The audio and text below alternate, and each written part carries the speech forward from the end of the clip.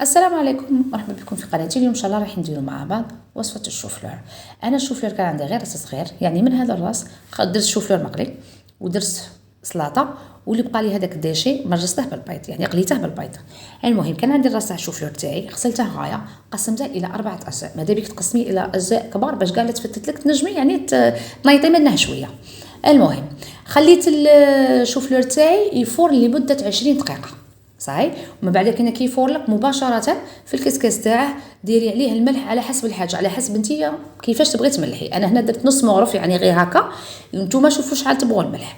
المهم حكمت ثاني 2 حبات بيض، درت فيهم الكمون، درت فيه شويه حرور، ودرت ثاني بانسي تاع ملح، يعني درت شويه ملح ورمت هذاك الشوفلور تاعي في البيض. من بعد قليته يعني في الزيت وعلى نار قويه، ماذا بينا تكون نار قويه.